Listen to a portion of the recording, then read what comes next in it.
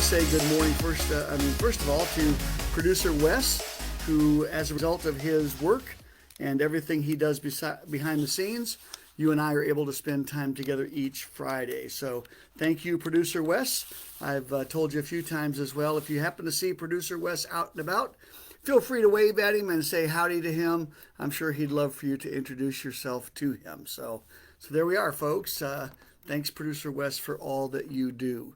Can't imagine how I'd get through without you, all right? So each week, we come together, as I've said, what feels like thousands of times, but is worth repeating each time, I believe, because it reminds us of what life is really like. And that is, we come together as iron sharpens iron, and through that process, we make each other better. It is not by chance. It is by design that God has made us and allowed us to interact. He has given us the opportunity to make the choice of whether we will grow because we stick it out in relationships together, or whether we will go and we'll quit on people and ourselves. So I hope today you're not quitting on yourself or quitting on anybody else, but instead you're continuing to invest in relationships so that you can enjoy iron sharpens iron growth. So, well, let me welcome you to this 21st day of November 2025. I want to say real quick, like a little housekeeping, no foundations next week. Due to the holiday, we'll be back again on December the 5th. And speaking of the holiday, let's jump right into the question for today. You're probably going to even guess the question. Maybe not, but I hope you will answer the question. If you would, comment down below and let me know this morning as we're together and as we prepare for Thanksgiving next week. Tell me, what is your favorite Thanksgiving dessert? What is your favorite Thanksgiving dessert? All right? Comment down below. Let me know your favorite, okay? If you comment while we're here live and it comes up on the feed, I'll be glad to say howdy. Would love to see you commenting and your name come up on the feed this morning. All right? And sometimes that doesn't happen. I don't know why that the way the software works out, it doesn't happen. But if it does happen, I'd love to say howdy to you this morning. Let me know that you're listening, okay? Also, as we go through, if you don't mind, every so often, just comment on what you are hearing. Do you think it's helpful? Do you think it's not helpful? It helps me to be able to guide and direct the things that I talk about here on Friday mornings on Foundations. So, question is, what is your favorite Thanksgiving dessert? Comment down below. Let me know what it is. In addition to that, just comment every so often. Let me know about what you think about what we are talking about. All right? In 1 Thessalonians chapter 5, the Apostle Paul writes these words: "Be thankful in all circumstances, for this is God's will for you who belong to Christ Jesus." Since it is God's desire and his will for those of us to follow him to give thanks in all that we are facing, whatever the circumstance is. We don't give thanks for pain necessarily, but we do give thanks that we have him in our pain. Sometimes people take this verse and they try to allot it to bad stuff. Should I be thankful for bad stuff? No, that's not what he's saying. He's talking about that whatever you're facing, find things that you can be thankful for. As a matter of fact, brain science tells us that when you find things to be thankful for, you actually have more of a resilience in your emotions, because you're inviting your brain and your thinking, your belief systems into what is true, instead of just lingering in all the false things that we have a tendency to jump at when something hard is true. What I mean by that is, it's interesting, when you have a headache maybe, when you have stomach ache, or you have an arm that's hurting or a leg that's hurting or whatever, sometimes if we're not careful, we think to ourselves, especially in today's modern medical world, oh my gosh, I must have cancer. Oh my goodness, maybe I have to have my leg cut off. Or, okay, you don't go crazy like that, but many people do, all right? And probably you occasionally.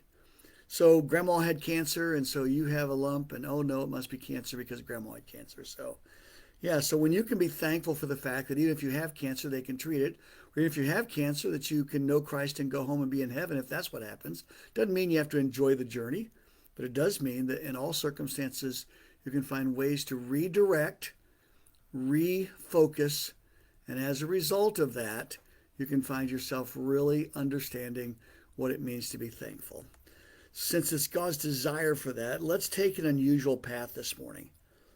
I want you to take this path with me and think through some things. Think about some things, some odd items that you can be thankful to Him for. Odd items that you may or may not, and you may go, oh, I thought of that one, Bill. Great. That means great minds think alike.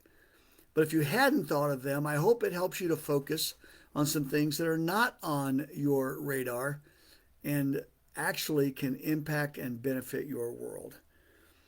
The first one, and I think this is the big winner of the 5. I started with the big winner instead of finishing with it because I think it needs to be covered and talked about a little bit.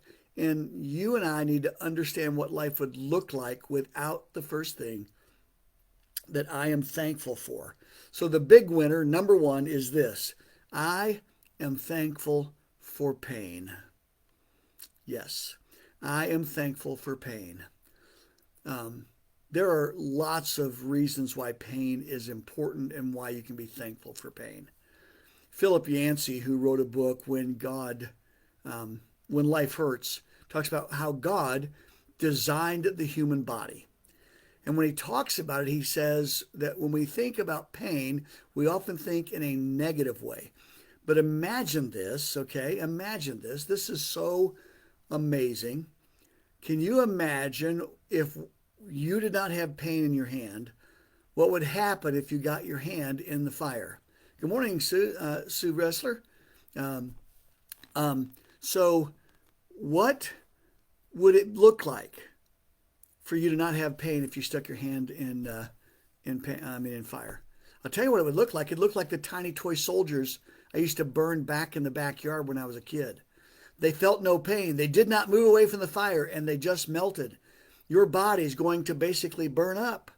It's going to melt. It's going to come apart. It's going to have all kinds of issues. So thankful for pain. Thankful that when you close your hand on the door, it reminds you, no, it would cut your fingers off if you didn't pull back.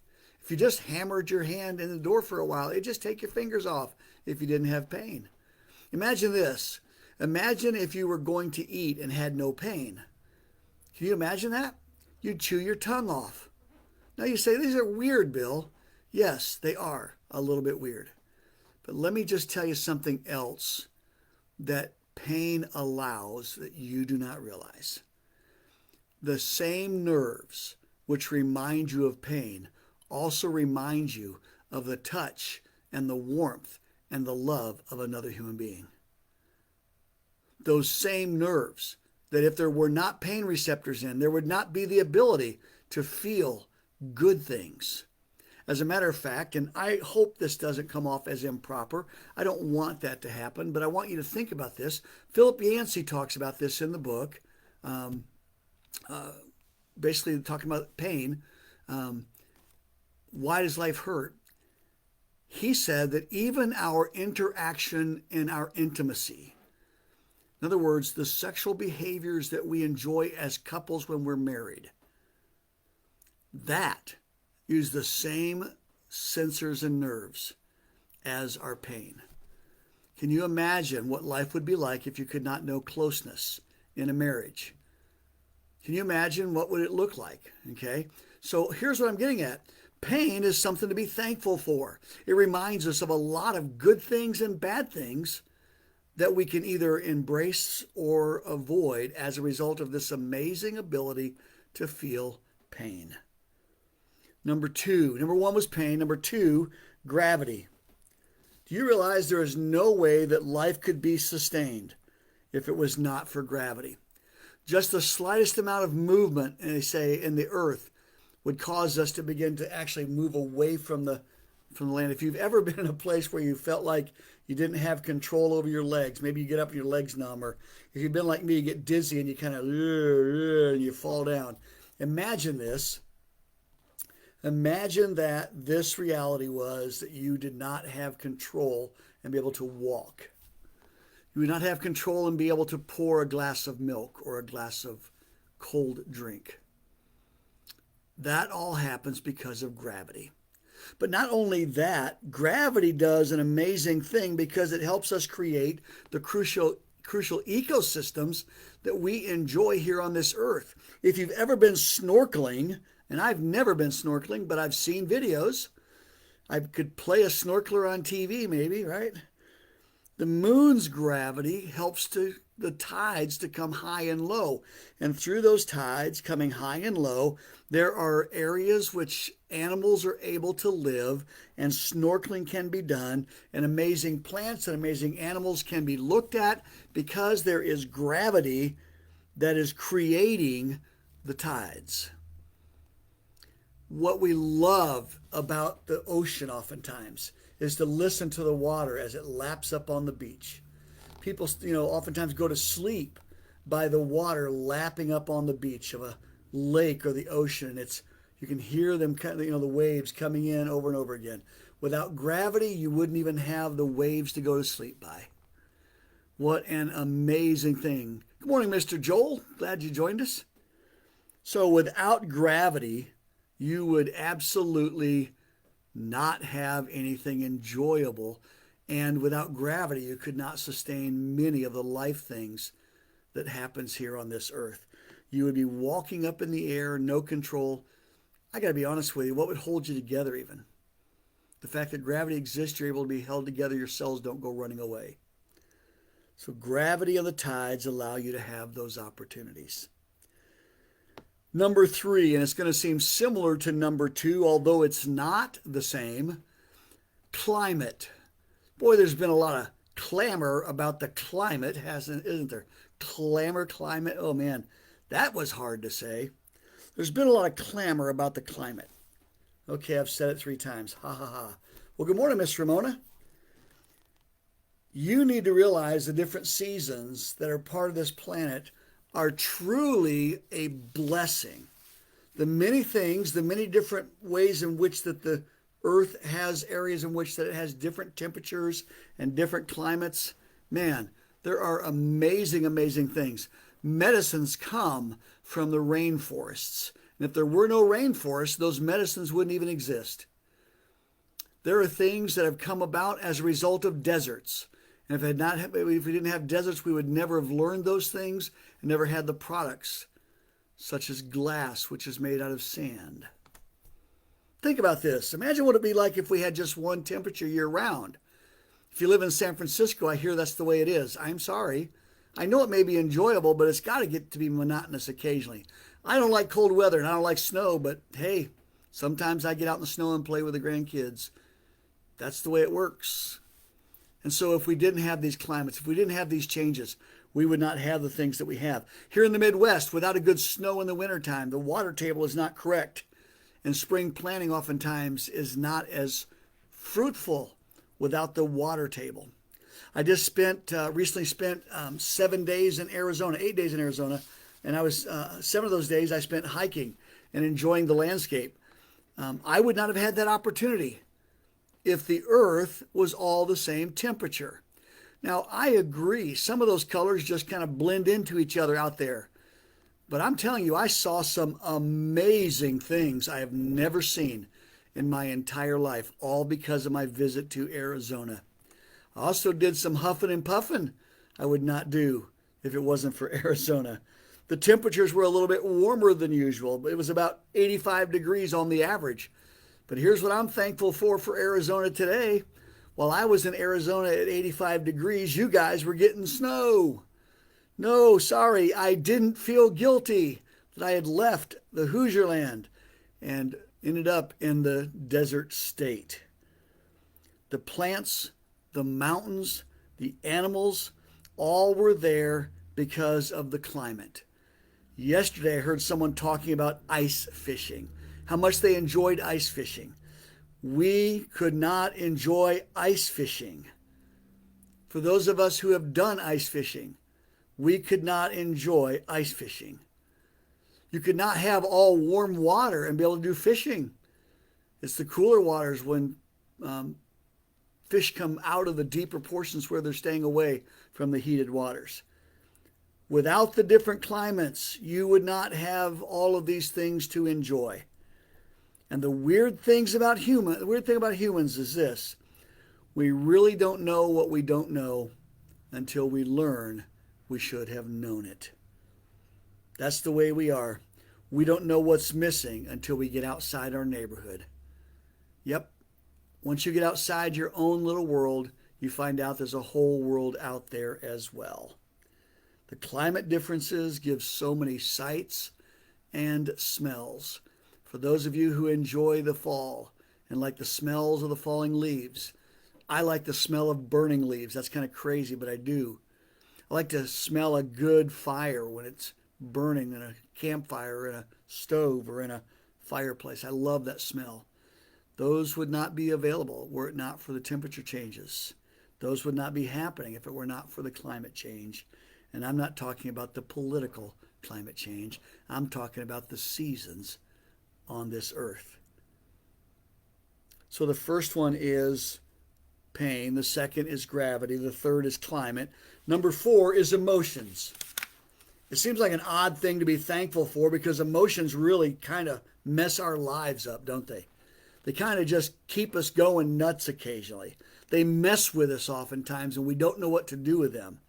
But I want you to think about this. Much like pain, they are an indicator of something that we can enjoy or something that needs to be addressed. Let me give you a few thoughts about emotions. Number 1, they are liars.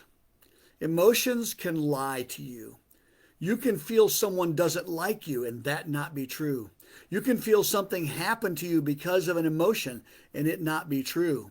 You can think and feel that something is wrong and there's nothing wrong. You can think a lot of things and you can believe a lot of things and you certainly can feel a lot of things. And oftentimes emotions lie to us. It's because your brain is wired for survival.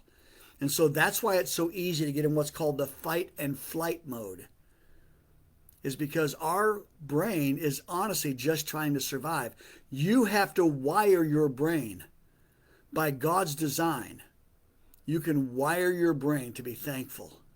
You can wire your brain to actually turn your emotions to a different direction. It doesn't mean you need to ignore them, which is the second truth. Do not ignore emotions as if they have no value at all. They do have value. So understand how much of a blessing they are, and you can be thankful for those. Number 3, they're uncomfortable. Boy, are they ever, okay? And no one ever changes, by the way, without discomfort. If it were not for the discomfort you feel, you would not think to yourself, man, maybe I should go talk to somebody about this. So in those times of discomfort, you're actually being benefited by taking the emotions and looking at them and being able to say, those emotions are liars. Those emotions tell me something true. Let's work on this. Number 4, they should never be taken at face value. This is sort of like the liars thing, sort of like what I just got through saying, but they should never be taken as face value. And lastly, the enjoyment and the enduring of emotions is what's able to make us love, laugh, cry, and all the other roller coaster rides we've taken emotionally as we live together and as we live through being human. Number 1 was pain. Number 2, gravity. Number 3, climate. Number 4, emotions. Number 5, odd thing that I am thankful for, intelligence. God has been so gracious to give us the ability to think and reason. It not only helps us, but it helps us help others, which allows us to live out the commandment of Christ when he says, love others the way you've already been loved. You say, well, Bill, there you go again, trying to slip that verse in. Well, I'll tell you why I'm slipping that verse in. It's because Jesus said, by this, all men will know you're my disciples. See, we think that by being disciples, we can do like, standing up for right and, making a stand and whatever it is. Oh, let's raise our hands in praise. And let me tell you something. Paul says in 1 Corinthians 13, if you do all the stuff, you're standing right, you got the right emotions, you got the right climate, you got the right, and you got the truth, and you're standing and all. If you do not approach life loving the way you've been loved. How were you loved? You were loved when you were an enemy of God. You were loved when you were a sinner. You were loved when you turned away from God and told him no. And he still loved you. And so when I talk about intelligence and helping us to help others, I'm talking about the fact that this intelligence allows us to live out the very thing that Jesus gave us as the number one identifier of a person who follows Jesus Christ. By this, all men will know. Boom. Just like that. As a matter of fact, what's interesting is intelligence is such an amazing thing. People can learn things their entire life. Now, they say you can't teach an old dog new tricks. I'm sure there are places where age has created less ability to learn. But I've also seen plenty of young and old learn all kinds of things, change and become different people, grow and do new things, no matter their age. I once read an article about a gal who was 100 years old who went on her first skydiving adventure at 100 years old. Unbelievable. I wouldn't do that now. And I'm 35 years from there. Also, with that said, 75% of the time, you're going to say, Bill, how do you believe? This is a Billism, okay? 75% of the time, when someone doesn't know how to do something, it's not usually a matter of intelligence. It's usually a matter of exposure. Nobody has ever taken the time to help them do it. And that's what intelligence does for you, and that's why you should be thankful for it. Is because not only does it allow you to help yourself to grow, but it allows you to help others in the middle of what they're going through to get through those things by allowing God to grow the things you're doing intellectually. Intellectual beliefs, having a high educated mind, does not make you not Christian. As a matter of fact, some of the greatest thinkers I've ever read were people who knew who Jesus Christ were. Some of the greatest thinkers ever turned away from the things they said in their intelligence that God did not exist and turned towards Jesus Christ. C.S. Lewis, Josh McDowell, Lee Strobel, all came to know Jesus as a result of trying to not know Jesus. And that's what intellect does. It's amazing. And so as we finish our time together this morning, I want to say, if it wasn't for our Father in heaven, his sacrifice, and the Holy Spirit he sends to us, none of the things I've talked about would even exist. Visit these familiar words with me as we close. In the beginning, God created the heavens and the earth. That's Genesis 1:1. Then God said, "Let there be light." Genesis 1:3. Then God said, "Let there be a space between the waters to separate the waters from the heavens and the waters of the earth." Genesis 1:5. Then God said, let the waters beneath the sky flow together into one place, so dry ground may appear. Genesis 1:9. Then God said, "Let lights appear in the sky to separate the day from the night." Genesis 1:14. Then God said, "Let the waters swarm with fish and other life. Let the skies be filled with birds of every kind." Genesis 1:20. Then God said, "Let us make human beings in our own image." Genesis 1:26.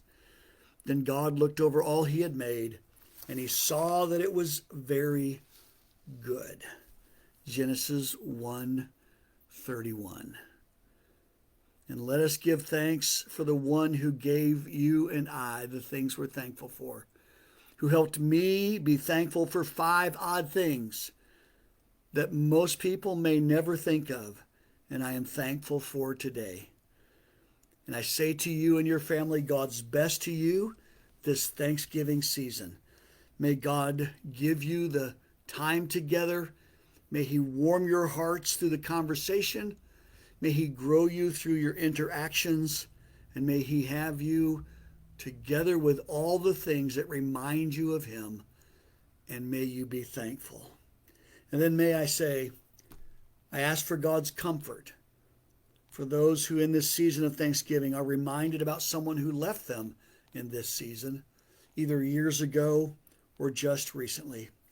And I would ask you to join me to pray that these families would find grace and strength and healing and comfort in the Thanksgiving season, because it's hard to be thankful when your heart is hurting and your heart has been crushed.